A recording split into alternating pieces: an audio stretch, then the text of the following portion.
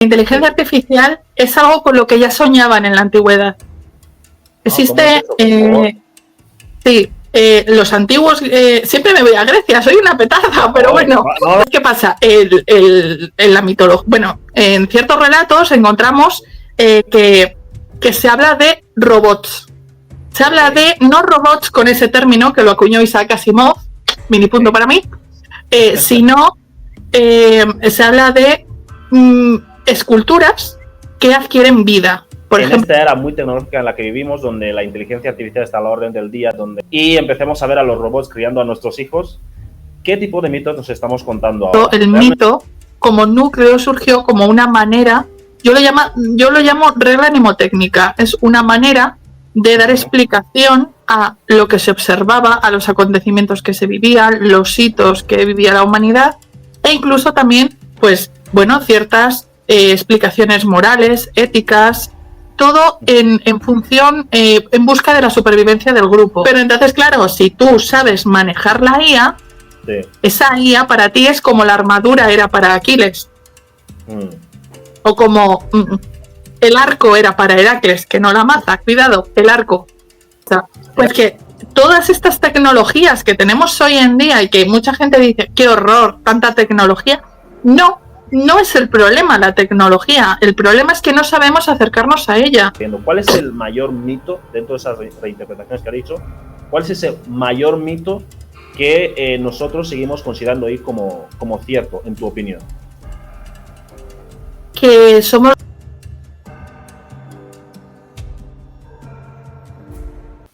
Pues todos hemos oído hablar de mitos, habéis oído hablar de la mitología griega, mitología egipcia y cualquier tipo de mitos que habéis podido escuchar a lo largo de la historia, pero en esta era muy tecnológica en la que vivimos, donde la inteligencia artificial está a la orden del día, donde probablemente en breve empecemos a ver coches voladores circulando entre los ciudadanos y empecemos a ver a los robots criando a nuestros hijos, ¿qué tipo de mitos nos estamos contando ahora? ¿Realmente la mitología que de hace siglos sigue siendo útil ahora o nos hemos inventado y estamos presentando otros nuevos mitos? Pues quién mejor para hablar de esto con nosotros que Rocío del Carmen Rodríguez, nuestra mitóloga de cabecera, así que le vamos a dar paso. Hola Rocío, ¿qué tal? ¿Cómo estás? Hola, ¿qué tal? Que por cierto, tu canal se llama Viajera Mitológica, que hay que decirlo también. Sí, yo soy la viajera mitológica, tu mitóloga de cabecera, yo como el médico. Oye, pues es un placer que estés aquí. Esta va a ser una conversación extraña, porque normalmente estos dos mundos no se juntan, pero creo que es necesario. Pero antes de entrar a que nos cuentes un poco cómo empezaste tú en este camino, quiero preguntarte, la primera pregunta obligada que quiero hacerte, ¿qué son los mitos realmente? O sea, ¿son historias que alguien se inventa y se acaban volviendo verdad por una cuestión social? ¿O son una forma alternativa de explicar la realidad? ¿Qué son los mitos exactamente? ¿Qué nos dirías? Pues mira, a raíz de las ideas platónicas, el mito empezó a identificarse con la mentira. Con esa idea de que los mitos son cuentos, son fábulas, alegorías, simbología. Pero antes que eso, el mito como núcleo surgió como una manera, yo lo llamo regla mnemotécnica, es una manera de dar explicación a lo que se observaba, a los acontecimientos que se vivían, los hitos que vivía la humanidad, e incluso también, pues, bueno, ciertas explicaciones morales, éticas, todo en función, en busca de la supervivencia del grupo. Hablamos de cuando la humanidad todavía era un nicho muy pequeñito, ¿no? Y todo esto va creciendo. Y luego ya con la escritura, pues como que ya el mito pierde esa naturaleza porque ya deja de ser, ya no necesita ser usado como memoria, como una memoria ahí, claro, y entonces ya pasa a registrarse y entonces lo que ocurre es que el mito se transforma en una vía para dar apoyo a toda esa cultura jerárquica que se va imponiendo poquito a poco a medida que se van generando las urbes, la agricultura se establece, comienzan un poco las desigualdades entre individuos, familias y demás. Pues todo esto, estos mitos recogen ya todos esos cambios sociales y se van quedando por escrito y ya van conformando lo que es todo el compendio de esos relatos que han llegado hasta nosotros. Pero originalmente el mito se creó como una forma de perpetuar un conocimiento en un momento donde no había posibilidad de dejarlo por escrito para que las siguientes generaciones no lo perdieran y se pudieran beneficiar de ello y pudieran sobrevivir en un mundo que, bueno, todavía no estaba dominado.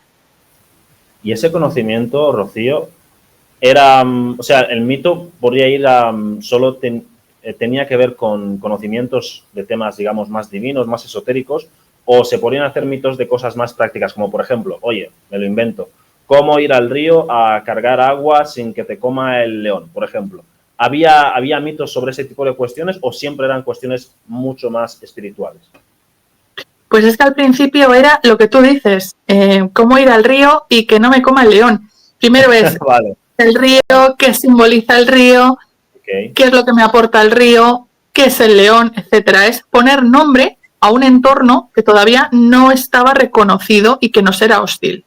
Posteriormente, poco a poco, esto va evolucionando y vamos entrando en un periodo que yo le llamo el periodo totémico, donde, por ejemplo, la hoguera se le da una entidad ya trascendente. Ya no es simplemente de, ya puedo dominar el fuego, ya puedo controlarlo aquí y me aporta. No, ahora ya esto tiene un valor comunitario y hay que reconocérselo. Y eso va derivando, al final esa trascendencia llega al punto en el que se convierte en una deificación. Ahí tenemos, por ejemplo, a la diosa Hestia, que es la que se encarga en Grecia, ¿no? En Roma, Vesta, etcétera, que es la que se encarga de proteger ese fuego del hogar para que nunca se apague, o el fuego de la ciudad para que nunca se apague. ¿Por qué? Porque si se apaga, ellos pensaban, ¿no? Los antiguos griegos, que entonces, digamos que la Hélade, lo que es Grecia, ¿no? Quedaría totalmente desprotegida. Pero esto es una reminiscencia de que si se apaga el fuego de la hoguera, el ser humano vuelve a quedar otra vez a merced de ese león, a merced de la oscuridad, a merced del frío, etcétera, ¿no? Es un poco, esa es la evolución. Luego, qué bueno. O sea, luego se me acaba de ocurrir algo que tiene que ver con la teología, pero antes quiero preguntarte esto. Realmente entiendo que la persona que inicia la historia que luego se convierte en mito, él sabe la reflexión que quiere dar. El ejemplo que hemos puesto del león, el río y demás, ¿vale?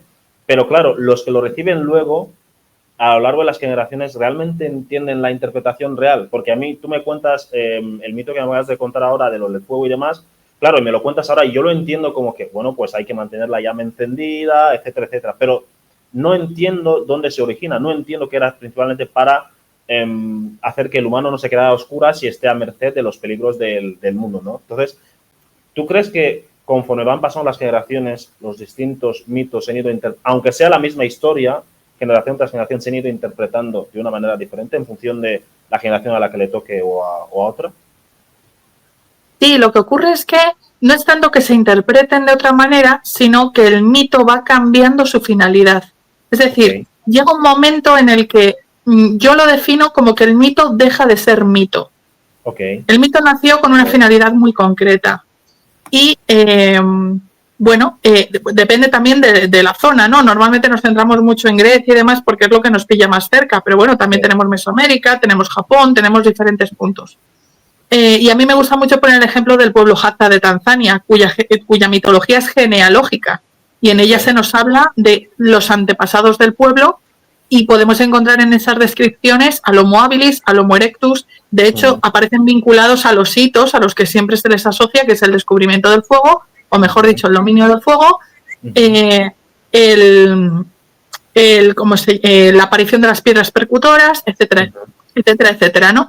Entonces, yo creo que el mito llega un momento en el que cuando pierde esa capacidad de ser una regla mnemotécnica para el ser humano, empieza a adquirir ese rol de vamos a afianzar las nuevas normas comunitarias, cuando ya como la comunidad humana deja de ser grupo y pasa a ser sociedad. Vamos a afianzarlo y entonces se le dota de cierto carácter religioso, unificador. Esto en Grecia está muy claro, ¿no? Con el panhelenismo. Y una vez eso ya queda establecido, digamos que empieza a haber ciertas manipulaciones del mito. O sea, el mito se pervierte de alguna manera, ¿no? Tenemos, por ejemplo, en Mesoamérica, esto no se ve tan claro, porque en Mesoamérica, aparte de las diferentes oleadas de pueblos que pasaron, ¿no? Que antes de los mexicas estaban los toltecas, por ejemplo, ¿no? Que, bueno, cayeron, tuvieron ahí, hubo Y los mexicas al aparecer como que recogieron mucha de esta mitología, se la hicieron propia y le dieron su propio tono. Entonces, de alguna manera se pervierte lo que ya existía para unos fines diferentes. Pero mito como tal, yo creo que la mitología murió en la antigüedad, como tal. Lo que tenemos nosotros son sombras de lo que un día fue, y nosotros continuamos utilizando esas narraciones, esos personajes, para crear nuevos contextos con los que sentimos empatía, porque nos vemos reflejados, pero que no se corresponde con el ser original de la mitología. Yo creo que la mitología en ese sentido está muerta, pero no muerta, como podemos decir, ha desaparecido, sino que terminó, se cortó. Ya de aquí no evolucionó más. Entonces, bueno, yo no diría que son interpretaciones, sino que son manipulaciones. Escoger algo que estaba, hacerlo a mí, llevármelo para mi casa y te lo vendo de tal manera tan bonita que me lo compras. Y eso se convierte en canon. Hablando así en términos de anime. ¿Sabes? Bueno, sí que eres la mitóloga de cabecera, porque conectas, respondes a las preguntas con datos y eso me gusta mucho y lo agradezco bastante. Y el apunte ese del anime me ha gustado. Seguro que más de uno que vea esto, que es súper fan del anime, ahora estoy pensando en alguien concretamente, lo agradecerá. Mira, estaba a puntito de ponerme la camiseta de la Capsule Con, pero me he cortado, he dicho, venga, Rocío, ponte un poco más arregladita. Habría estado ahí, Rocío. La próxima vez me la pongo. Por favor. Has hablado de interpretaciones. Ahora, conectándolo con el mundo actual, ¿sabes? La inteligencia artificial es la revolución tecnológica de la década. O sea, no sé si... No quiero ponerme pretencioso y decir del siglo, vamos a decir de la década. Claro, en esta nueva generación donde la tecnología está muy a la orden del día, tenemos tecnologías como la inteligencia artificial, la robótica, todo está muy avanzado.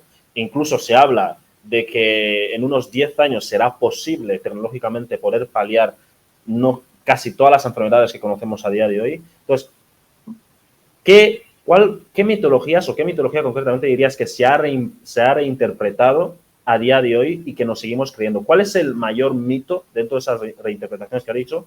¿Cuál es ese mayor mito que nosotros seguimos considerando ahí como cierto, en tu opinión?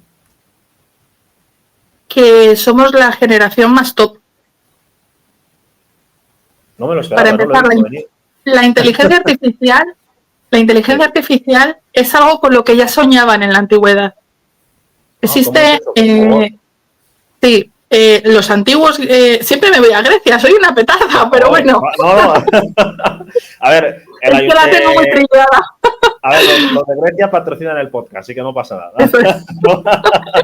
Viaja Creta conmigo. Bueno, entonces, ¿qué pasa? En la mitología, bueno, en ciertos relatos encontramos que se habla de robots.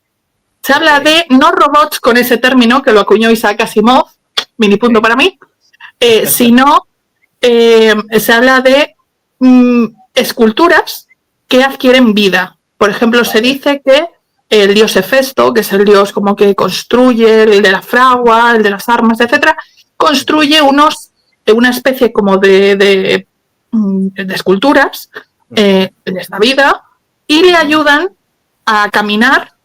De hecho, les apoya en estas esculturas, le ayudan a caminar y le ayudan a trabajar. Bueno, esto es una especie de IA. Exacto. ¿No? Digamos que él las programa para que les mete un prompt y ellas hacen lo que les pide, ¿no? Luego también tenemos, por ejemplo, el caso de un gigante cretense construido por Dédalo, que es el famoso Dédalo, padre de Ícaro, constructor del laberinto del Minotauro, que lo construye por orden del Minos de Creta, del rey Minos, y que se dedica a pasear por la isla de Creta vigilando que nadie escape, que nadie entre, sin permiso del rey, por supuesto. Entonces, cuando la hechicera Medea, y digo hechicera porque no era hechicera, era ilusionista, ella no tenía poderes, pero era muy inteligente y sabía hacer juegos de cartas, por así decir. Entonces, cuando llega Medea, ella encuentra cuál es el punto débil de este gran robot y le quita el tapón, digamos, que mantiene la arteria principal del robot con esa especie de energía que lo mantiene en movimiento y lo desangra. Y entonces, y mata al robot, ¿no? Bueno, pues estos son primeros acercamientos, esa fantasía de crear vida artificial. Entonces, esto nosotros hemos conseguido un gran hito. Vale. Pero eso lo tendrán que dirimir las generaciones futuras, porque no sabemos qué va a pasar. Ahora de momento tenemos IA, pero hace tiempo leí una especie de artículo que tampoco sé muy bien si es real o no, porque no me paré más, lo dejé ahí como en la curiosidad, que habían puesto a conversar a 2 IAs. Sí. Y bueno, pues al principio era muy divertido, ¿no? Porque claro, era como, ¿qué me estás diciendo? ¿Eres un humano? ¿Qué pasa, no? Hasta que se dieron cuenta que estaban hablando 2 inteligencias artificiales entre ellas. Y entonces empezaron a traducirse entre ellas. Y empezaron a hablar en un lenguaje de ceros y unos que, por lo visto, los que pusieron el experimento apagaron directamente el ordenador porque les dio miedo. Entonces es que en cualquier momento puede venir una Medea y quitar el tapón del robot y se acaba todo. No sabemos lo que puede pasar. Puede venir un apagón y se va a internet a freír espárragos. Claro. Eso lo tendrá que decidir en el futuro. Entonces nosotros, siempre el ser humano tiende a pensar que su generación es la mejor. Esto ya lo dijeron en Roma. No vamos a alcanzar mayor técnica que esta. Ahora volamos por el aire, ahora soñamos con irnos a Marte. Claro. Siempre pasa. Y es que es el constante, ¿no? Es ese mito de nosotros somos la última, la más grande, la que puede juzgar a lo que había, la que va a ser un ejemplo para las que vengan que no nos van a superar. Quitémonos eso de la cabeza. Eso no es así. Un poco más de humildad, ¿no? Básicamente. Un poco más de humildad en ese sentido. Sí, y de perspectiva, de decir, nosotros no somos en realidad ni mejores ni peores que lo que hubo, porque lo que hubo estaba adaptado a su contexto. Y lo que nosotros somos, estamos adaptados a nuestro contexto. Y personalmente creo que dejamos mucho que desear. Pero bueno, eso es una percepción mía. Porque claro, no me puedes comparar una sociedad que cantaba a sus héroes intentando emularlos con una sociedad cuya mayor aspiración, ¿cuál es?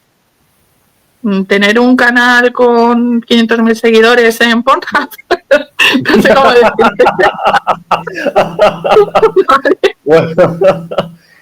Ay, yo, de verdad, tiene mucho sentido lo que comentas. Yo sí veo... yo, la verdad, es una gran reflexión lo que acabas de decir.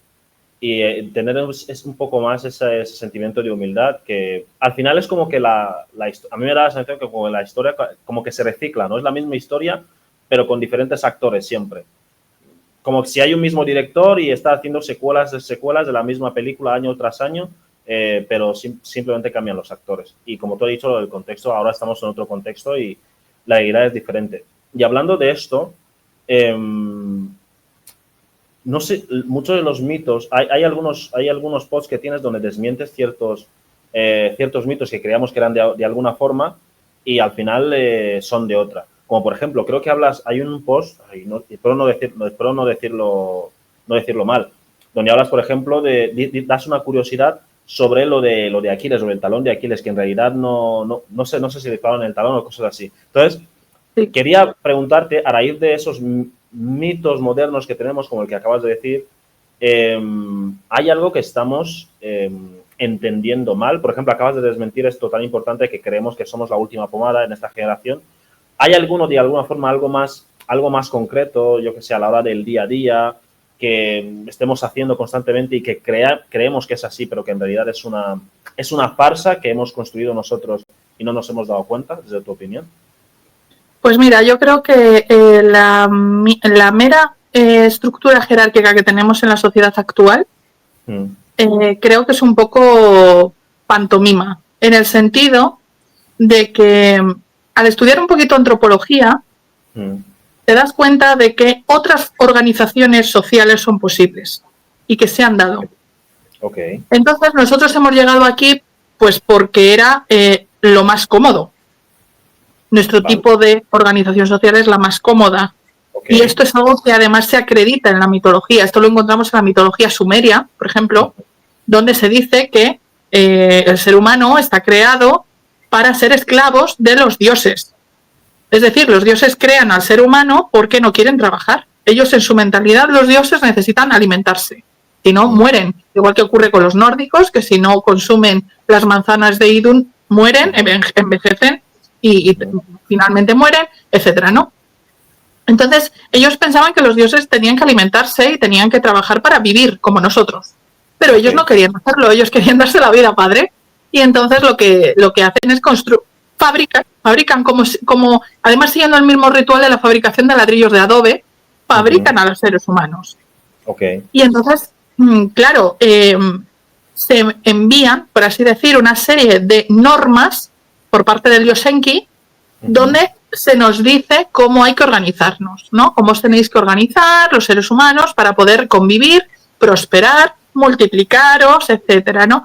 Ahí es donde se empiezan a establecer esas diferencias sociales, de familias que acaparan más riqueza que otras, diferencias en los roles, aparecen ya las diferencias de género, que anteriormente no tenemos evidencias de que hubiera, etcétera, ¿no? Nosotros somos herederos de eso, porque al final es como una especie de bola de nieve. Si esto consigue que ciertas familias acaparen y se eliticen, al final ese sistema se tiene que cronificar para que eso se mantenga, porque no es natural. Entonces, al final, esa evolución acaba derivando ¿dónde? En revueltas, en revoluciones, que a lo largo de la historia ha habido muchas. Lo que ocurre es que llega un momento en el que esas revoluciones empiezan a estar encabezadas por esas élites. Es decir, igual que tú ahora para manifestarte contra el Estado tienes que pedir permiso al Estado, lo cual es una locura realmente, pero todo el mundo traga, pues aquí ocurre lo mismo. Aquí se apropian, por así decir, de la lucha de esos grupos sociales que están siendo perjudicados por esta cronificación sistemática, se alzan como los cabezas, los dirigentes, ¿para qué? Para simular un cambio y continuar perpetuados en el poder. Entonces, claro, esto sigue sucediendo, ¿no? Y esto, pues es que la propia mitología ya nos lo está contando, ¿no? Entonces nosotros venimos de ahí. Entonces, es que no hay un mito más actual que ese, porque es que en ese sentido somos directamente herederos de esa práctica. O sea, nosotros seguimos siendo esclavos de los dioses. Todo el mundo dice, ay, no, el dios cristiano, no, el tal. No nos engañemos. Es otra cosa. Claro. ¿Vale? Claro. Wow. Pues tengo mucho que pensar. Yo es que siempre doy deberes, ¿eh? Ay, no dormiré esta noche, vaya, Rocío. ¿En qué hora? Yo tengo previsto irme a vivir a una isla desierta. Me parece un muy buen punto ese que has dado. Yo creo que, y es algo, para alguna gente es, no sé si la gente no lo solemos ver tan evidente, porque es más fácil vivir en la ilusión de, bueno, tengo mi vida normal, la vida normal que se ha programado para mí, pues tal, voy a mi trabajo, tal, cuido de mi gente y demás. Y como que el ver mucho más allá requiere un esfuerzo y en ocasiones a veces si haces ese mínimo esfuerzo en algunas circunstancias puede tener consecuencias negativas para ti, o sea, socialmente y tal. Entonces, como que creo que muchas veces hay gente que por la simple ignorancia no explora mucho más allá porque no conoce, y hay gente que está un poco más despierta, pero que hay una consecuencia asociada a ese despertar que tiene y puede acabar bastante mal. Entonces hay como esa doble mirada. Entonces, no sé, entonces, ¿cuál sería? Los mitos explican, esto es el mismo mito que tú, con el que has hecho el símil con la sociedad actual, explican cómo superar esa barrera con las herramientas que tenemos a día de hoy, cómo podemos saltar esa barrera y de alguna forma buscar algo más para la vida. ¿Hay algún mito o mitos que expliquen ese paso hacia adelante que podemos hacer? A ver, como tal, que yo sepa literalmente no, pero sí que tenemos referencias a los héroes. Okay. Los héroes en la antigüedad eran eran los antepasados del pueblo. Es decir, a los héroes no se narraban sus hazañas como un recuerdo de fíjate qué bonito y tal, no. Era literalmente una manifestación, se buscaba manifestar, igual que hoy en día con la ley de la atracción se buscan con las afirmaciones manifestar tus deseos, pues ellos buscaban manifestar a sus héroes para encarnarlos en su día a día, ¿no?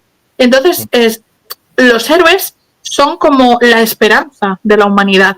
No en el sentido de Batman o Superman, sino en el sentido de que cualquier ser humano puede llegar a emularlos, puede llegar a convertirse en un héroe, pero tiene que ser capaz de ponerse por encima de lo que se espera de él y de lo que se supone que todo el mundo espera que sea su vida, ¿no? Es un poco como romper ese piloto automático en el que realmente vivimos, porque vivimos en piloto automático, ¿no?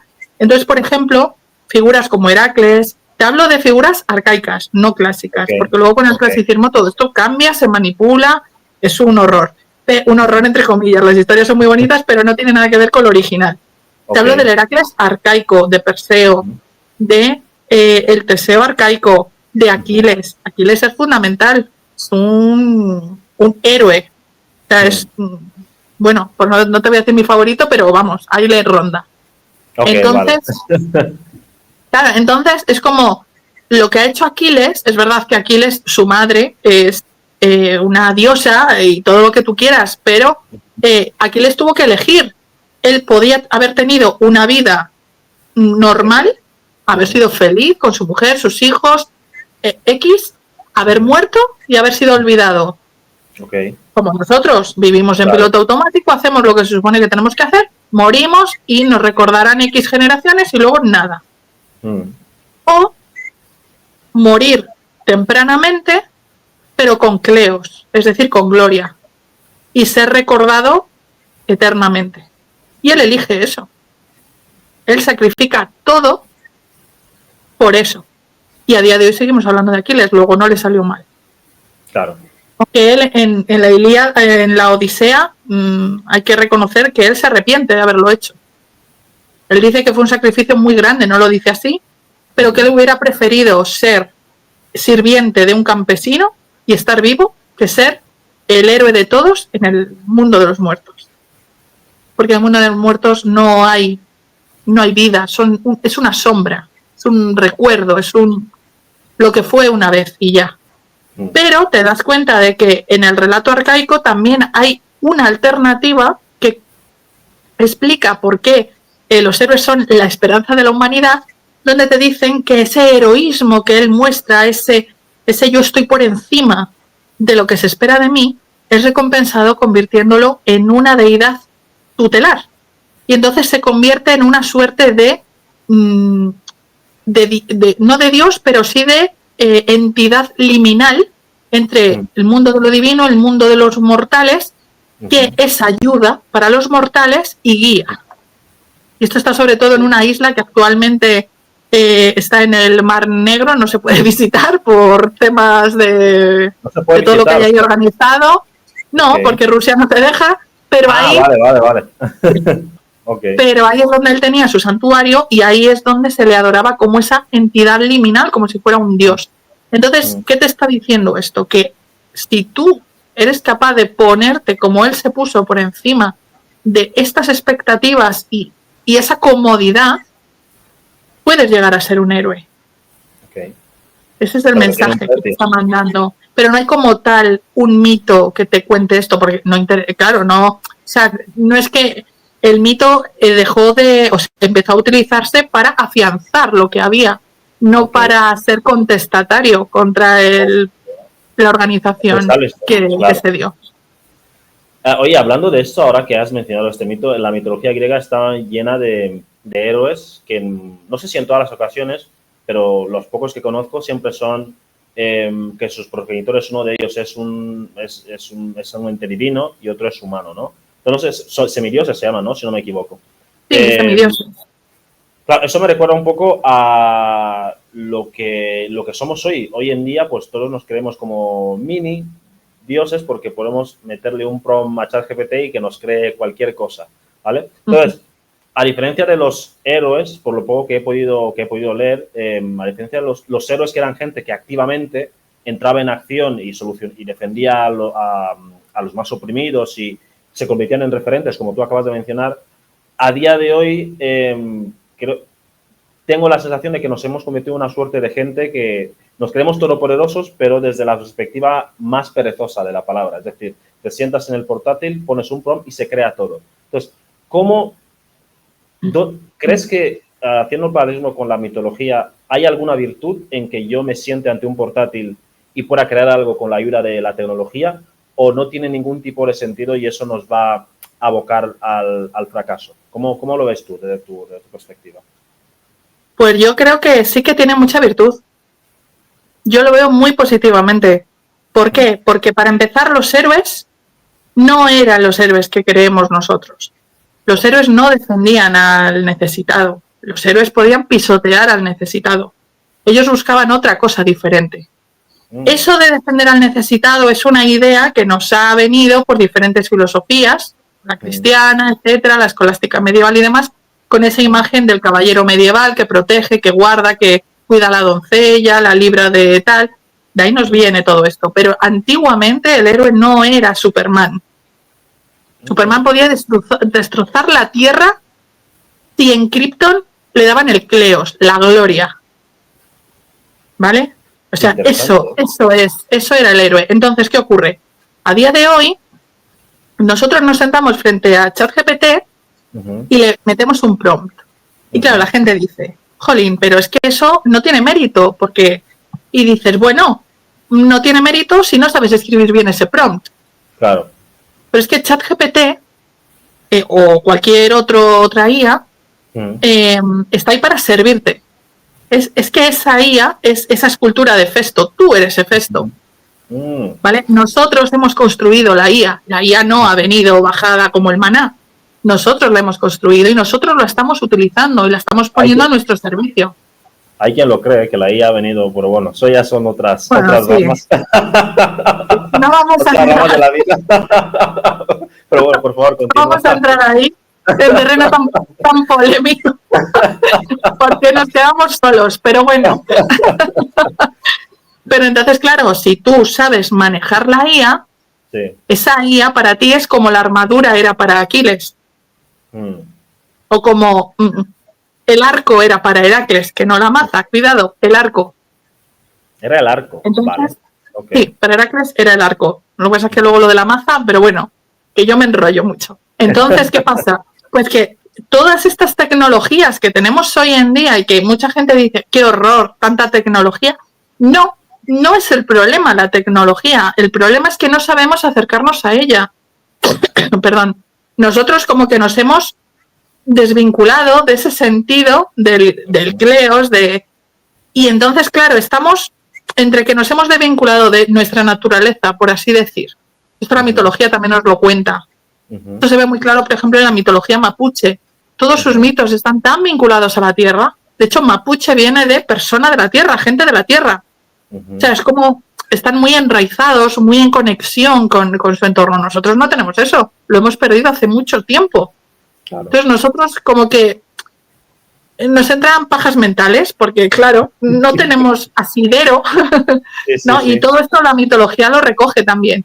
Entonces, el hecho de que nosotros dispongamos de esta tecnología no es malo en el sentido de que la tecnología la hemos creado nosotros. Okay. Es decir, es humana y en cualquier momento puede desaparecer. Bien porque desaparezca por X o bien porque nosotros mismos la hagamos desaparecer. Es decir, todo es una cuestión de opciones. Puedes rechazarlo, puedes utilizarlo bien, puedes utilizarlo mal. Entonces, a mí me parece desde luego que la IA, por ejemplo, es un invento, un descubrimiento estupendo. Porque yo creo que además, con todos estos avances médicos que se pueden hacer gracias a la IA, ya solo por eso yo creo que merece la pena. Pero ¿qué ocurre? Que tenemos en la cabeza esas ideas de ciencia ficción distópica y todo el mundo está hablando de Sarah Connor, de que sí va a venir tal, de que sí, el videojuego de Portal, de que es que no, es que esto es un peligro. Vamos a ver, es una creación humana. La mitología lo que hace es narrar lo que es nuestra crónica, la crónica del ser humano. Es lo que hace. Entonces, la tecnología, en cierto modo, es una prueba viviente actual de lo que somos capaces de conseguir. Ahora, lo que yo no sé es si vamos a ser capaces de hacerlo bien. O si de nuevo vamos otra vez a ponerlo al servicio de lo que no se debe. Pero eso es algo que tendrá que ver la historia. Pero que la tecnología tiene que existir y que está bien que exista, eso te lo puedo asegurar yo, que soy una persona que adora la naturaleza, abraza los árboles y todo eso. Me he quedado anclado, me parece muy importante eso que dices y quiero destacar una cosa que has comentado o al inicio de cuando has empezado a responder la pregunta y era sobre como que como has dicho, la tecnología es buena que exista, pero has comentado algo sobre un tema sobre los héroes, que el héroe, lo que yo entendía es que el héroe era la persona que defendía al débil y lo protegía y tal contra aquellos que querían hacerle daño. O sea, defendía a aquellos que no podían defenderse por sí mismos. Ahora, con eso que me has dicho, me ha entrado a la mente una pregunta. Es decir, muchas de las personas que actualmente hacen el campo tecnológico, por ejemplo, hace poco he visto un vídeo de Sam Altman, que es el creador de ChatGPT, donde se muestra un poco el lado oscuro el supuesto lado oscuro que tiene esa empresa con las intenciones que puede haber detrás, con la información y demás. ¿Tú dirías que muchas personas que, por ejemplo, el típico Elon Musk, muchas personas que a día de hoy consideramos, según a quien preguntes, héroes o villanos, ¿crees que realmente, objetivamente hablando, con lo que están haciendo, se pueden considerar en esencia héroes? Por ejemplo, Elon Musk está pensando en llevarnos a Marte, en buscar nuevas opciones de vida, o el tema de coches autónomos y demás. Sam Altman, que quiere crear una IA que te ayude a hacer todo y que el ser humano prácticamente no tenga que se ahorre esos trabajos tediosos y demás, etcétera, etcétera. Entonces, esa gente, aunque luego en el camino arrasen con, yo qué sé, haga crisis de agua o provoquen crisis climáticas o energéticas, o que luego, pues, me lo invento, hagan que se soborne un gobierno en el Congo porque necesitan el mineral de ahí para hacer no sé qué. A pesar de todo eso, esas personas, por el objetivo final que tienen, pueden considerarse héroes a día de hoy, objetivamente, según la mitología. Según la mitología arcaica, sí. Y según la clásica, me temo que también. Lo que no se pueden considerar héroes desde la mitología cristiana, medieval, nuestra perspectiva actual. Pero desde la antigua sí. Porque lo que ellos buscan realmente, bueno, yo no sé las intenciones personales que ellos pueden tener, o si desde su punto de vista lo que están haciendo es lo correcto, pero lo que podemos percibir desde fuera es que ellos buscan la gloria, la fama, el empleos. Y en ese camino no sabemos si lo lograrán, porque al final el héroe solo se convierte en héroe en el momento de su muerte. Ahí es donde se decide. Ahí es donde se decide, sí, ahí es donde se decide si esa persona ha trascendido a la heroicidad o no. O sea, el heroicismo es un título póstumo siempre. Exacto, o sea, el heroísmo tiene que ser la suma del cómputo de la vida y de las acciones que se realicen en pos de la fama, o de la gloria, mejor dicho, y que todo esto va supeditado a la jora. La jora es el momento preciso donde se decide si esa persona es digna o no. Y ese momento es la hora de la muerte. Claro. ¿Quién decide eso? ¿El público o hay alguna, según la mitología, algún grupo selecto? A ver, no sabemos exactamente quién decidió que estas figuras trascendieran. No sabemos qué persona, qué grupo. Se dice que es algo comunitario, que es una herencia comunitaria. Es decir, que estos héroes posiblemente fueron personas de renombre en su tiempo cuya memoria trascendió y adquirió ese envoltorio ritualista que llamamos héroe. En su momento, pues a lo mejor incluso podía ser una persona horrorosa, pero que hizo ciertas cosas que marcaron a esa comunidad y por tanto la hizo merecedora de ser recordada, incluso si es para mal. Entonces, Vale. claro, entonces esa es la diferencia. ¿Que Elon Musk va a ser un héroe? Bueno, eso tendrán que decirlo en el futuro. Cuando ya estemos todos, pues eso. O sea, la futura donde generación... están ahora los griegos arcaicos. A día de hoy, volvemos otra vez a lo que comentábamos antes de esa idea de que nosotros somos la generación mejor, la tal, y que tenemos ese derecho a juzgar, a decidir, a decir, no, este es el mayor hito del siglo, este es un héroe, porque que no es así. Que esto lo tienen que decidir en el futuro y a lo mejor nos sorprendemos, bueno, nosotros ya no nos sorprenderemos, pero y nuestra generación en concreto pasa sin pena ni gloria. Porque a lo mejor lo que dicen aquí, pues al final no se cumple, no se logra, luego viene otro que lo hace igual mejor y lo consigue, con lo cual pues ya queda ahí como el primer intento y ahí se queda. ChatGPT, perdón, por lo mismo, a lo mejor dentro de X aparece otra cosa maravillosa y se queda en el olvido. O lo absorbe, ChatGPT directamente ya se olvida, se borran los registros por intereses de las compañías, puede pasar cualquier cosa. Entonces, esto son cosas que hay que dirimir en el futuro, no nosotros las estamos experimentando ahora.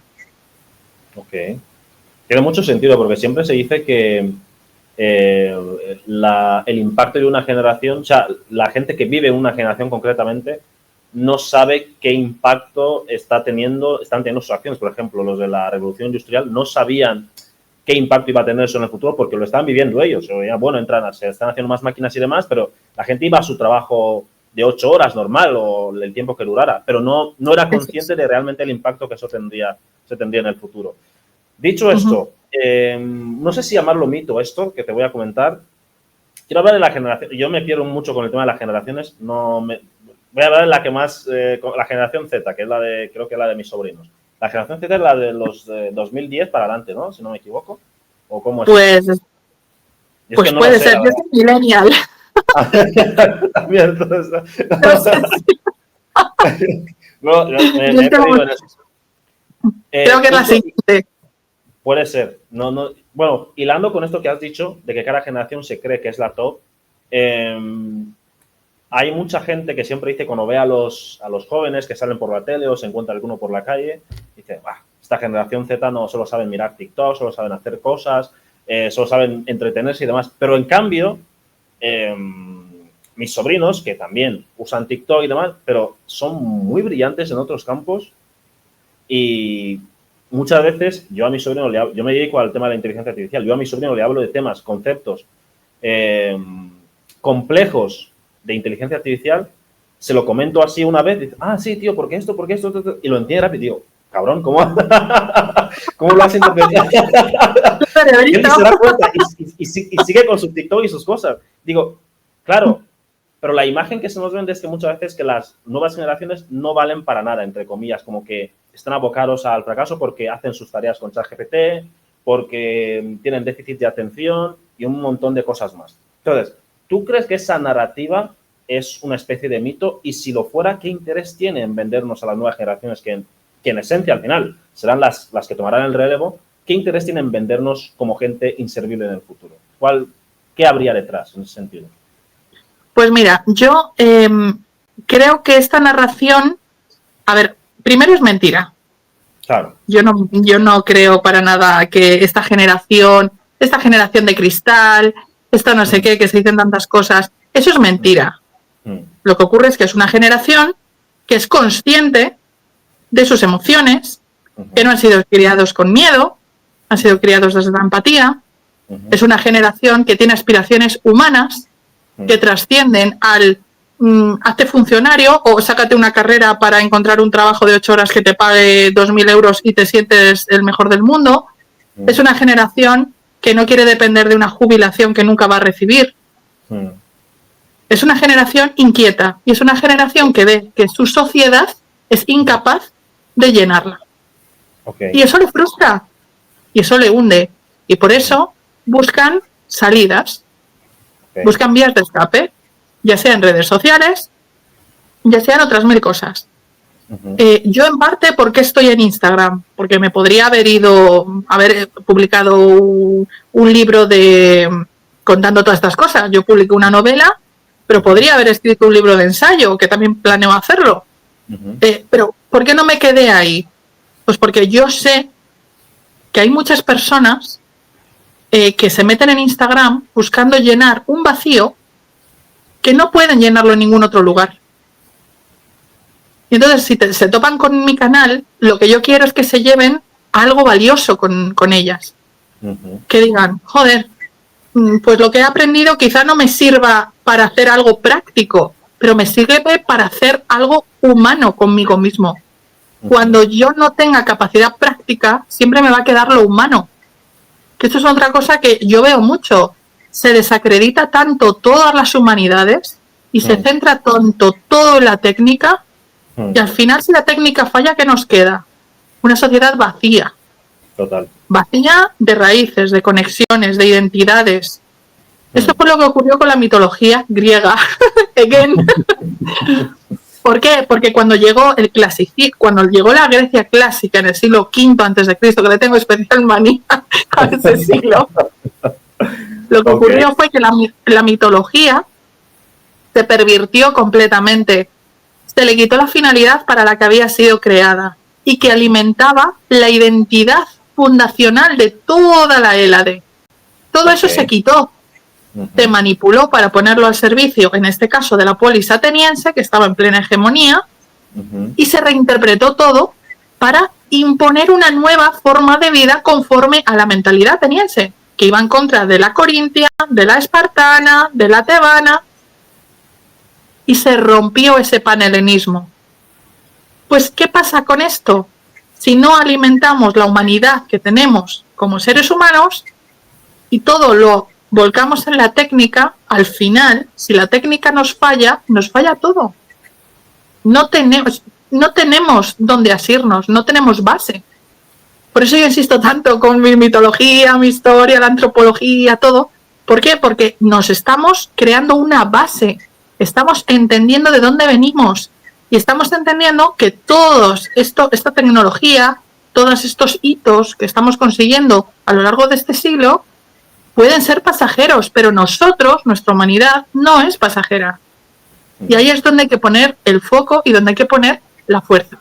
Entonces, que esta generación está todo el día en TikTok, está en dieta, bueno, pero no es culpa de la generación, es culpa de las generaciones anteriores que han llevado a esta nueva generación a ese abismo. ¿Por qué están en TikTok y no con sus padres conectando? ¿Por qué están en Instagram viendo mis vídeos y no están en una biblioteca leyendo? Porque están solos. Porque es una sociedad que les ha abandonado. Y ellos tienen que buscar dónde asirse. ¿Qué es la otra opción? ¿Asirse a drogarte? Bueno, pues para eso no. Para eso mejor me voy a ver vídeos de mitología que al menos me alegran y me hacen sentir parte de algo más grande que yo mismo. Y de algo mucho más antiguo que esta sociedad. No sé si... Es que me he quedado... Que iba procesando la información. Muy potente la reflexión. Muy potente la reflexión, de verdad. ¡Wow! Tendré mucho que pensar. Voy a llamar a mi sobrino para recomendarles tu canal. Para que me empiece a ver. Dile que me escriba para saber qué es él. Bueno, me parece, como te decía, muy interesante esta reflexión y mira los saltos que hemos ido dando. Hemos conectado la mitología, que aparentemente la gente podría decir, oye, es una colección de historias chulas y demás, pero desconectas y mira toda la conexión y todo lo trascendente que es y lo bien que está juntado con lo que es nuestro día a día, ¿no? Y nuestra realidad. Has hablado, ahora que estabas comentando esto en esta disertación, has hablado un poco de las bases, ¿no? Que entiendo que tienen que ver, un sinónimo podría ser los valores, en ese sentido. He notado que si vas, por ejemplo, al continente africano, de donde vengo yo, miras Europa y miras Asia, hay como una serie hay unos valores universales que se pueden compartir en distintos contextos, pero hay otra serie que son muy diferentes. Muy diferentes. Por ejemplo, yo aquí, bueno, si dejo un móvil si me olvido un móvil en el metro, solamente no lo encuentro, pero en Singapur lo encuentras, o en China o donde sea. Entonces, ¿tú crees que las diferencias culturales en estos puntos concretos, que son los valores, como por ejemplo el respetar la propiedad privada, en cuestiones de violencia, etcétera, etcétera, son diferentes según cada sociedad, porque cada sociedad tiene mitos diferentes, ha tenido mitos diferentes también a lo largo de la historia y ha tenido un proceso de conservación y transmisión de esa información de manera diferente según el contexto en el que haya estado? ¿Crees que ha pasado así? Pues es que eso que dices tiene muchísimo sentido, porque la mitología, aunque a su nivel básico es compartida, es decir, todos venimos del mismo lugar, va evolucionando conforme el contexto va cambiando, y no solo el contexto social e histórico, sino también geográfico. Los mitos del pueblo inuit, nos encontramos con unos mitos maravillosos, donde ellos, por ejemplo, su más allá es un más allá cálido. Ellos soñaban con Hawái. ¿Por qué? Porque vivían en el hielo. Y lo mismo ocurría con el pueblo nórdico. ¿Por qué? Porque era una sociedad completamente helada. Difícil de cultivar, muy fría. El clima también afecta mucho al ánimo. Era una sociedad muy ruda. Claro. Tenía sentido. ¿Por qué bajaban tanto al sur? Hombre, pues porque aquí se está mucho mejor. Y además hay mucha riqueza. ¿Por qué? Porque en la zona sur hay más sol, florece todo más. Es más fácil que se genere varias civilizaciones más espectaculares. Pero esto es por una cuestión geográfica. Entonces, si por ejemplo nos vamos a China, lo que has comentado antes de los valores, de que allí, por ejemplo, pues no te roban el móvil, lo dejan donde está o se lo dan a la policía, lo tienen automático, tal. Efectivamente, esto viene también de un sentido muy jerárquico. Es decir, ellos en su mitología también son muy jerárquicos. Tienen sus diferentes estamentos. Y esto se ve muy reflejado también en su forma de gobierno. Ya hablamos de cuando era imperio. Y luego, posteriormente, ese imperio fue sustituido por la China comunista, donde esa jerarquía aparece reflejada exactamente igual. Solo cambian las formalidades. Pero es lo mismo. El presidente chino, mientras el presidente es como si fuera el emperador de Jade. Para que nos entendamos. Sí, sí.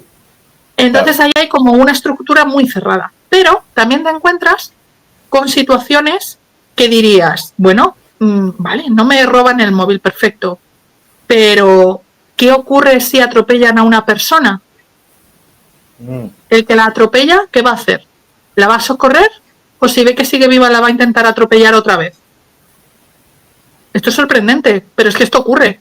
¿Por qué? Porque la norma china dice que si tú atropellas, que no sé si seguirá vigente, pero hace unos años era así. Tus leyes dicen que si tú atropellas a una persona, bueno, atropellas o un accidente, tienes que pagarle los gastos de las operaciones, de la recuperación, de todo lo que necesite. Claro. De manera que les sale más rentable matarla. Y entonces, hace años, yo vi un vídeo horroroso donde a un niño lo atropellaban y el conductor dio marcha atrás para intentar rematarlo. Dios. Esto es horroroso. Pero esto es también una realidad que deriva de toda esa herencia cultural que aparece reflejada en la mitología. La mitología no es la base. La mitología es el revestimiento por el que se transmite esa base. La mitología lo que hace es recoger esos acontecimientos, esos pensamientos, y los pone de una manera que sean memorizables. Y lo que ocurre es que la sociedad se va acomodando y por tanto esa mitología lo va reflejando también. Llega un punto en que la mitología ya no es necesaria porque pues ya no continúa, no hay nuevos mitos, porque ya pues la mentalidad cambia, igual que ocurrió en Grecia, que se modifica, esto ya no se crean nuevos mitos, los que hay y punto, y con eso trabajamos. Pero entonces, claro, te das cuenta de esas grandes diferencias. Que dices, sí, hombre, siempre decimos, la sociedad japonesa es maravillosa, es súper segura, pero ojo, cuidado, si tú eres occidental allí, puedes tener un grave problema. Por nada, por tomar chicle en la calle. Esto es una realidad que no se transmite. Mucha gente lo ha vivido, otra mucha no. Parte de mi familia ha ido a Japón y ha sido maravilloso. Pero bueno, esta es una realidad que en ciertos lugares ocurre. Y en Europa pasa exactamente igual con un millón de cosas. Y en América también. Y en todo el mundo. En África, en todo el mundo, ¿no? Entonces, al final es que, claro, nosotros siempre analizamos todo desde nuestra perspectiva. Lo que a nosotros nos parece moral, inmoral, eso es muy peligroso. Porque para poder analizar la realidad de un lugar, tienes que ponerte en la mentalidad de ese lugar y en el contexto de esas personas que están en ese lugar. ¿Por qué se llega a esos extremos? Tienen sus motivos. Entonces, como a mí a veces me dicen que yo porque hablo tanto de la mitología de los pueblos originarios de América. A mí me apasiona América. No Estados Unidos, América. De Estados Unidos lo que me apasiona son los pueblos originarios de allí. Okay. Pero no los estadounidenses como tal. Pero bueno, pero de Latinoamérica, ¿no? De la América hispana. Acabamos de perder al único estadounidense que nos seguía, vaya. Gracias, Rocío. Pero lo siento, hay que superarlo. Hay que superarlo. Bueno, entonces, todos los mitos de los pueblos originarios de América a mí me apasionan. Y entonces a veces me dicen que ¿por qué hablo tanto de ellos? Y siempre también. ¿Por qué nunca digo lo de los sacrificios? ¿Por qué nunca siempre hablo? Y yo mi respuesta siempre es la misma. Digo, es que vosotros os pensáis que lo de los sacrificios humanos que tenían lugar allí, que tenían lugar, es así, es porque eran unos salvajes. Cuando sacrificios humanos se hacían a Zeus en el monte Licaios en época de Alejandro Magno. Y también se hacían en Creta. Y también lo hacían los fenicios. Se hacía aquí en Ibiza, sin ir más lejos. Se hacía en el Levante, en todo territorio fenicio. Había sacrificios humanos. Ahora sabemos que en Atapuerca también se hacían sacrificios humanos y se practicaba el canibalismo. No sabemos por qué, pero que sí que se hacían. Es que al final dices, es que es algo que se hacía en todo el mundo, ¿no? Entonces, para criticar y para entender y para juzgar, hay que ponerse en la piel de, aunque suene cliché, es la realidad, hay que ponerse en su perspectiva.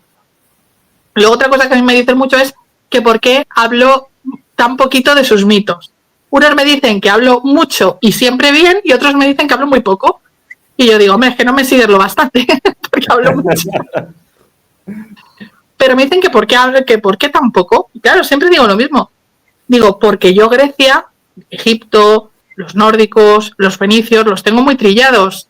Ya me los conozco muy bien, porque aparte pues he nacido aquí y es lo primero que estudias. Claro. Pero yo no quiero hablar de una mitología y de una historia que no controlo bien, porque no quiero perpetuar falsas ideas.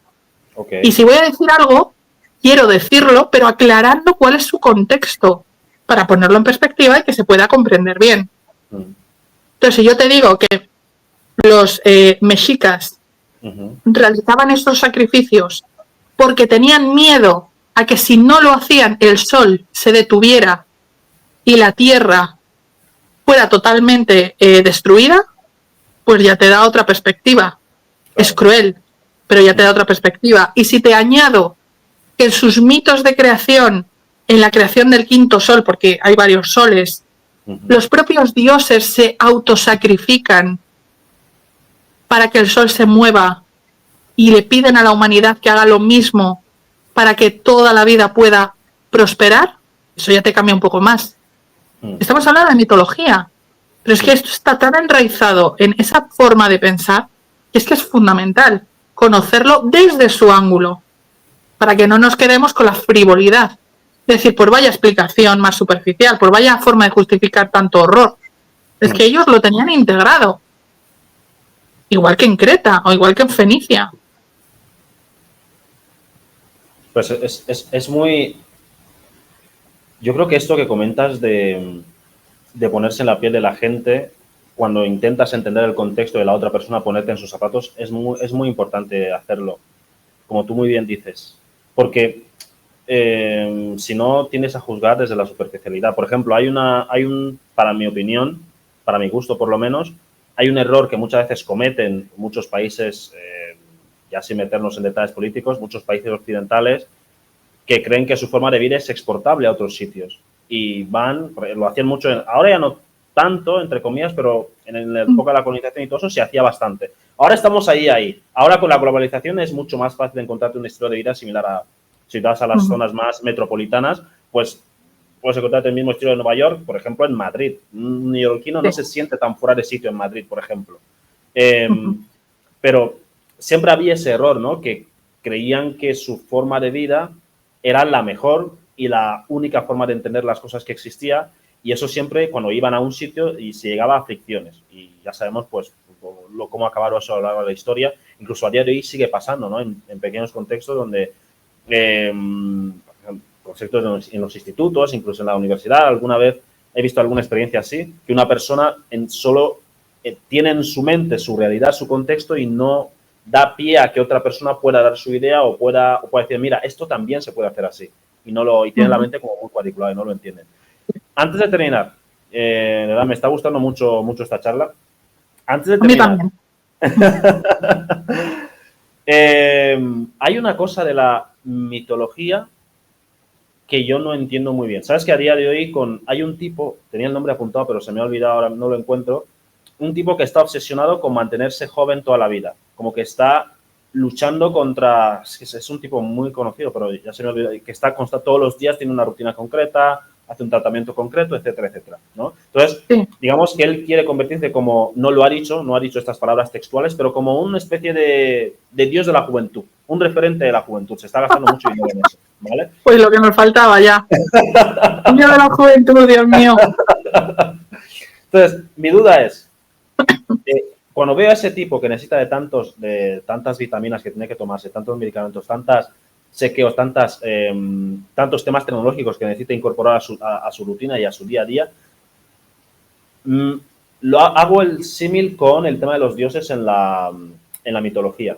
Lo que yo nunca he logrado entender muy bien es que los dioses, entiendo que tienen mucho poder.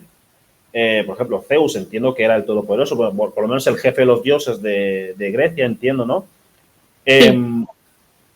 ¿Por qué un ente con tanto poder necesita de las oraciones, de las plegarias, de los sacrificios de los humanos? Eso no lo he llegado a entender. Y hago el símil con este billonario que, teniendo todo el dinero del mundo, para conseguir su objetivo necesita de todos esos componentes a su alrededor. O sea, puedes decir, una persona con dinero es independiente, pero aún así el dinero te permite contratar a gente que sabe hacer cosas que tú necesitas. O sea, en última instancia no eres del todo independiente. Y lo llevo al paralelismo con el tema de los dioses. Si eres todopoderoso y has creado todo esto, ¿por qué me necesitas a mí, que soy de tu creación? Entonces, nunca he llegado a entender eso muy bien. Lo pregunté una vez en clase de religión y no me supieron responder y me dijeron que no preguntara más. Bien, bravo, por tu profesor o profesora o lo que fuera. Estupendo. Pues yo me alegro de que me lo hayas preguntado. Tiempo llevo arrastrando el trauma, Rocío. A ver, mi mitóloga de cabecera, por favor, solucionemos esto. Es que me encanta lo último. Bueno, me encanta y me indigna de partes iguales, pero es que yo estoy indignada con todo. Así que, mira, lo que ocurre es que los dioses antiguos eran un reflejo de la humanidad. Entonces, más que un reflejo de la humanidad, lo que eran era un... a ver, ¿cómo explicártelo para que quede muy claro? Porque es un poco complicado. No es que la humanidad se reflejase en ellos, ¿vale? Okay. O fueran un espejo. No. Es que las características humanas estaban personificadas en ellos. Es decir, aunque Zeus era en sí mismo la personificación del cielo diurno, ¿vale? O Hestia, la del fuego, la de esa hoguera, etcétera, ¿no? Ciertas características que les son muy propias son proyecciones de nosotros mismos en busca de empatía. Es decir, en busca de encontrar cierta conexión con ellos, porque claro, si te dicen que Dios, que ahora está muy de moda, es energía, no, es que Dios es energía. Bueno, perdóname, entonces no es Dios, porque la energía es creada, está afectada por el tiempo. Claro. Eso para mí no es un Dios, será un Dios menor, pero yo no quiero un Dios menor, yo quiero el que lo creó todo. Y ahora dicen, no, es que es una energía, es que es una nube ahí. No, tonterías. Entonces, con esto pasa un poco eso. Se buscaba empatizar, para no decir, no, es que Zeus está ahí, es el cielo, pero ni está ahí, no está. Está, pero no está. No. Y esto ocurre además con todos los dioses. Ok. ¿Qué es lo que pasa? Que como reflejo de esas aspiraciones que tenemos los seres humanos, de esa búsqueda de empatía, de vernos, de conectarnos, mostramos a unos dioses que en sí mismos también son dependientes. Son unos dioses que tienen un origen, que han nacido, no han surgido, no han emergido, o simplemente están ahí, sino que han nacido. Zeus, sabemos quiénes son sus padres, a su vez sabemos quiénes son sus abuelos. Es decir, tiene una genealogía ese dios. Y que por lo tanto se les muestra como dependientes también, para hacerlos más cercanos a nosotros. ¿Ellos de qué dependen? De la ambrosía y de la bebida, ay, no me sale la palabra, bueno, de esta bebida que es especial para no envejecer y no consumirse. Ellos no es que mueran, es que se consumirían, no perderían esa divinidad.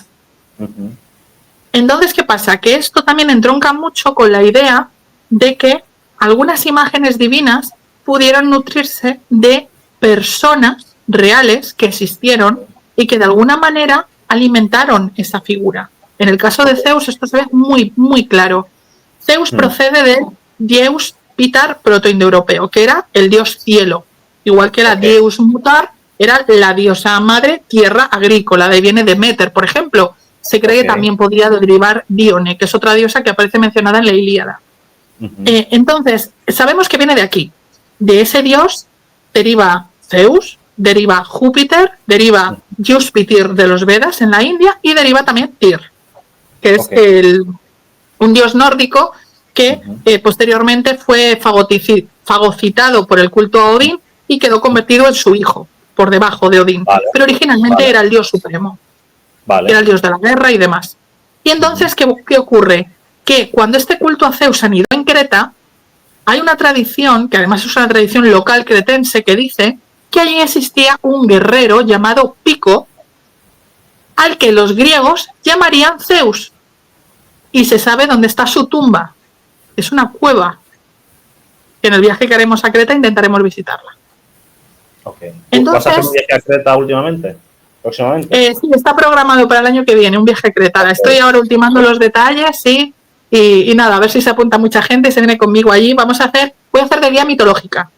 Voy a contarles, vamos a ver todo lo que está, todo lo que es Creta y demás, pero centrándonos mucho en la mitología. Vamos a ver el nuevo laberinto que han encontrado, que es el laberinto del Minotauro, yo estoy segura, y lo vamos a ver. Bueno, vamos a hacer un viaje muy chulo.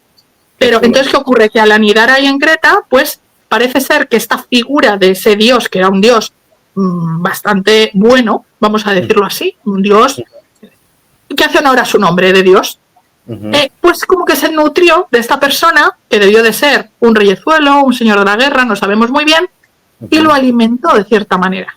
Y entonces empezamos a ver ya ahí un Zeus diferente, un Zeus más humano. Entonces se cree que todo esto pudo afectar a diferentes dioses. A Atenea también se le puede seguir el rastro por Egipto, a Hera también se le puede seguir el rastro en Creta. Es decir, que estos dioses son unos dioses muy humanos, pero son muy humanos por nuestra búsqueda de identificarnos, de decir, es que necesito hablar con Dios y que me conteste. No quiero hablar y recibir vacío, no quiero recibir. Entonces, ¿cuál es el problema aquí? Que esos dioses son tan humanos que si, por ejemplo, el dios Apolo está en una reunión, no se va a enterar de los ruegos de los troyanos mientras destruyen su ciudad. Vale. Es que estaba muy lejos y no les podía oír. Es decir, tienen limitaciones. Okay. Y luego a nivel emocional son extremos. No tienen un término medio. O te aman hasta el extremo o te odian hasta el extremo. Por eso los castigos de los dioses son totalmente irracionales. Claro. Dices, pero no era para tanto, porque has hecho esta barbaridad. Es que no tienen medida, no pueden. Digamos que son seres humanos llevados al extremo más absoluto. Y por esa razón te encuentras con que necesitan alimentarse, necesitan que les adoren, porque son dependientes.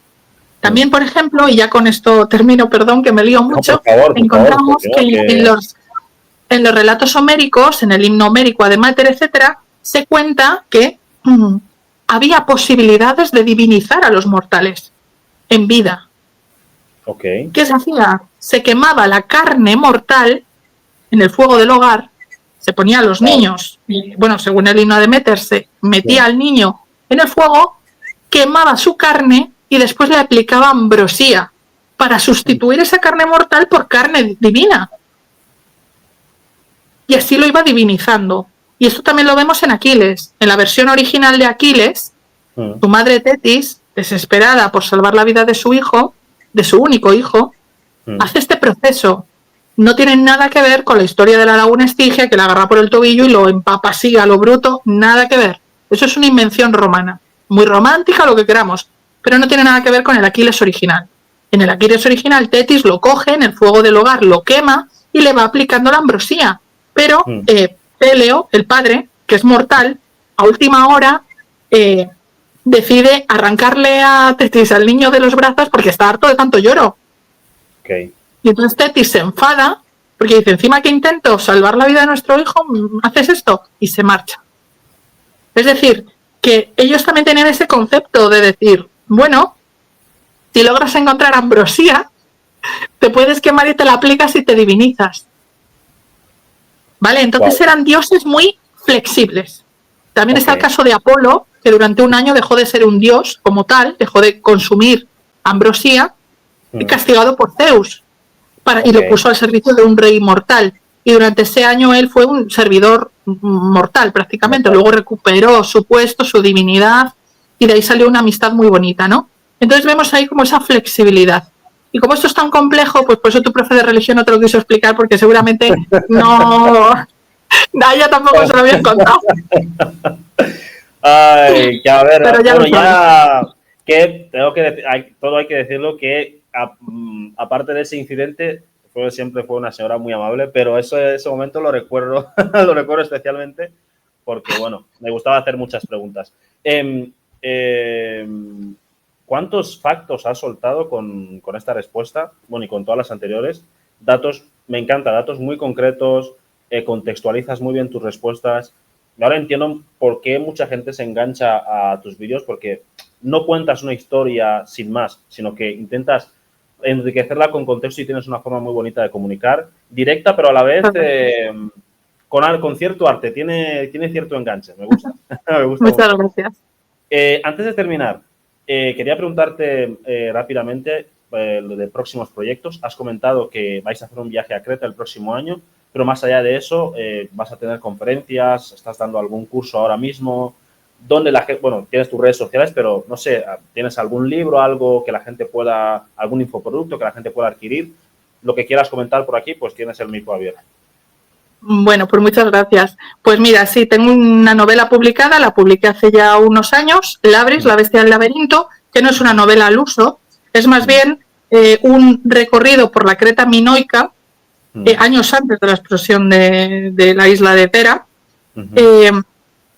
donde en las descripciones de la novela hago como, a ver, no es que sea un relato informativo, ¿vale? Es una novela tal cual, pero digamos que si tú te la lees es como un libro de ensayo novelizado. Ok.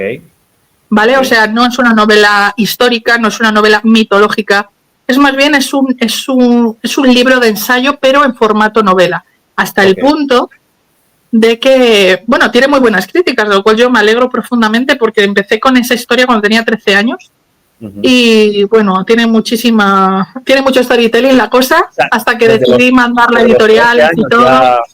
¡Wow! Sí, bueno, dándole vueltas a la cosa, Ok, bueno, sí, ok. mucha investigación y demás. Y me hace mucha ilusión una anécdota, y es que me escribió un estudiante de universidad y me dijo que se había hecho el examen de arte y que le preguntaron por el Anáctoron. Bueno, el Anáctoron es el Palacio de Nosos, que yo no lo llamo palacio, es el Anáctoron o los Anáctora, que es como se le debe llamar correctamente, ¿no?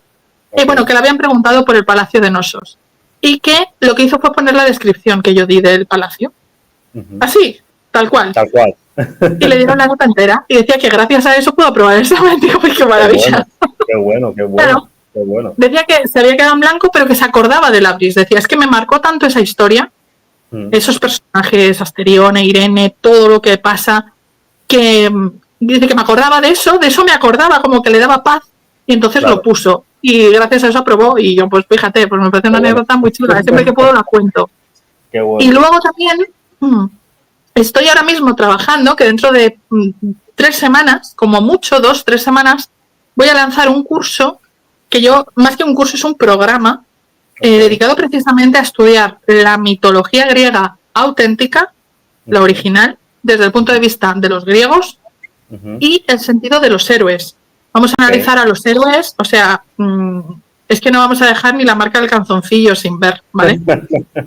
O sea, lo bueno y lo malo, ¿no? Vamos a dejar... ahí. Okay.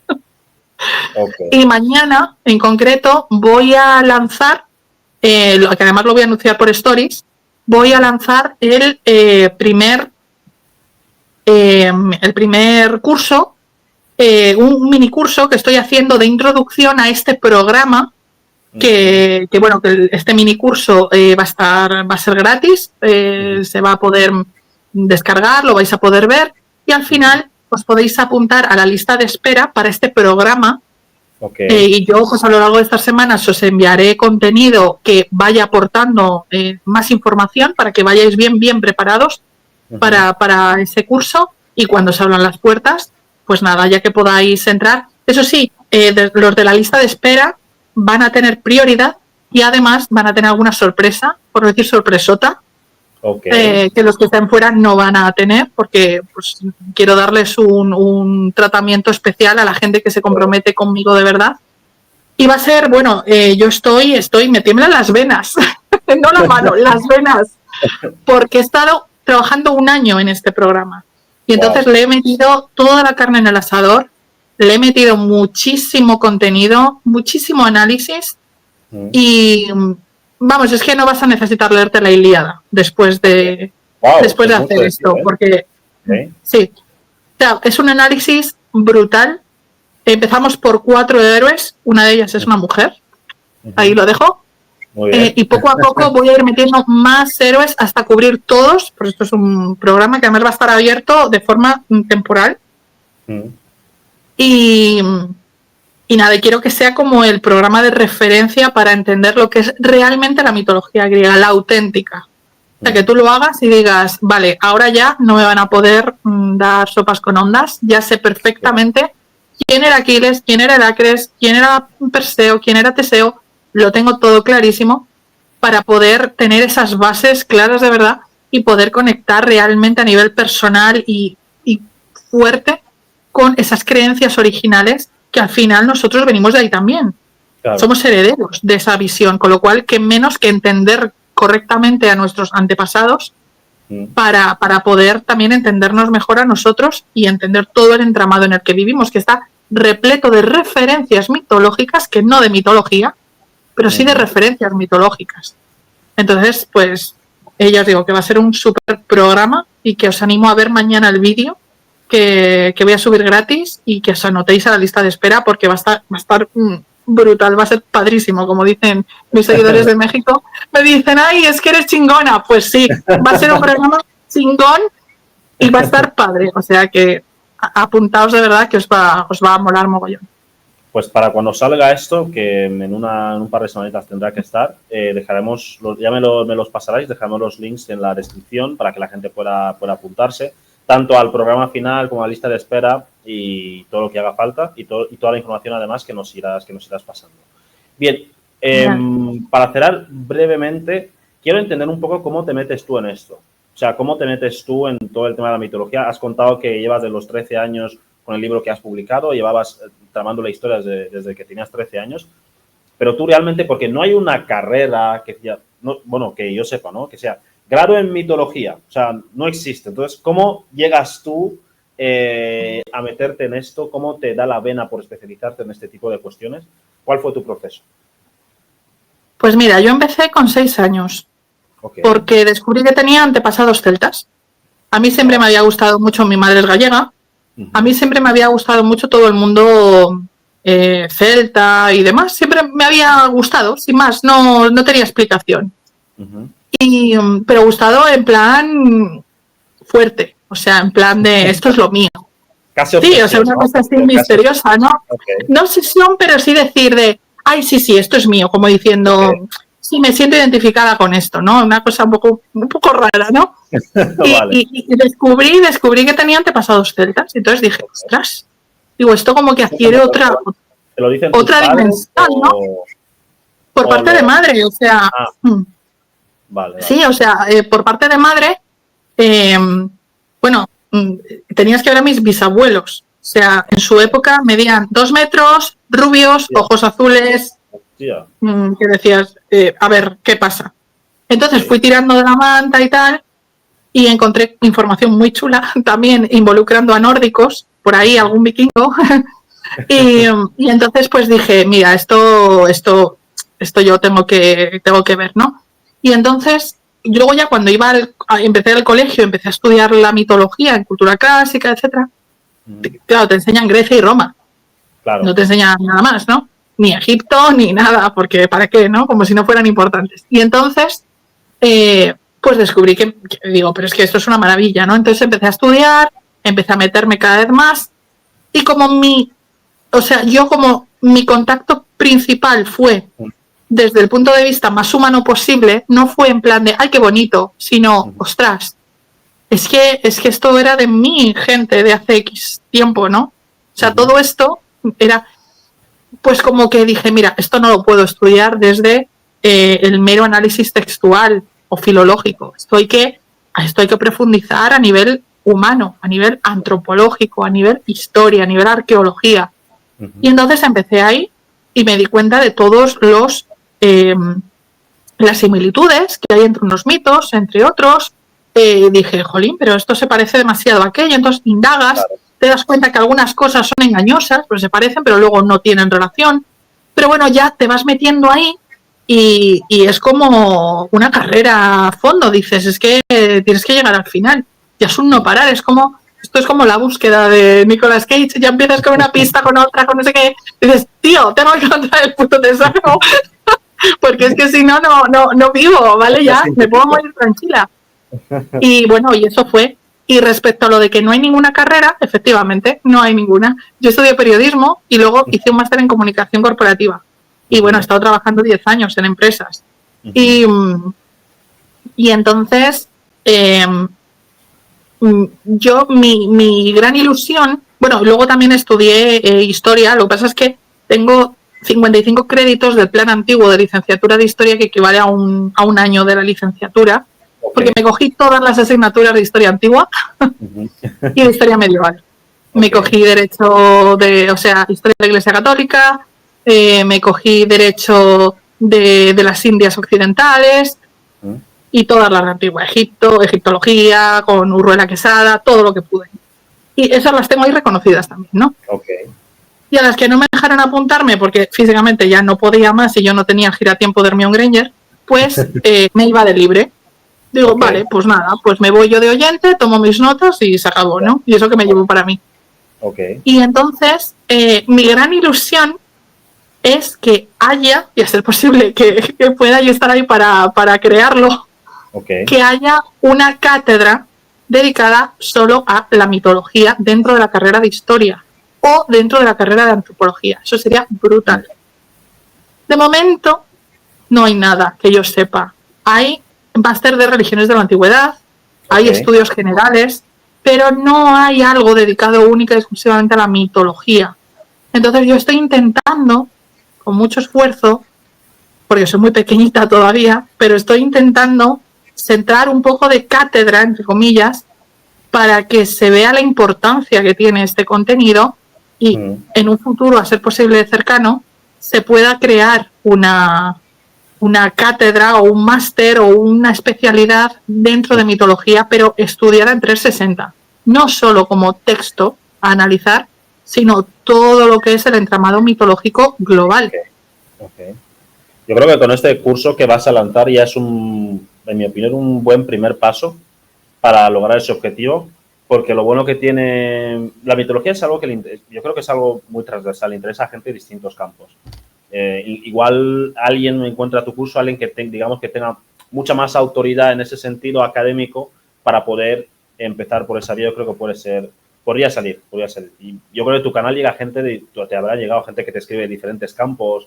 Yo soy un perfil técnico y te he conocido y me ha encantado y me ha enganchado tu forma de comunicar, y eso le pasará a mucha más gente también. Así que, Rocío, vamos a tener que dejarlo aquí. Sí, tengo solamente decir esto. Sí. Tengo un seguidor que es monje budista y me escribió desde el Tíbet, que yo flipé. Digo, no me lo puedo creer. Y dice, es que me nombran monje mañana. Fíjate. Y yo digo, yo lloro de la emoción, te lo juro. Desde el Himalaya me mandó una foto y todo. Pues mira, yo lo ahí ya... El Tíbet oro puro. Es un sitio que tiene... Creo que debe haber muchas buenas historias ahí, muchos buenos mitos por esa zona también. Lo sospecho, no sé con certeza. ¿Te imaginas?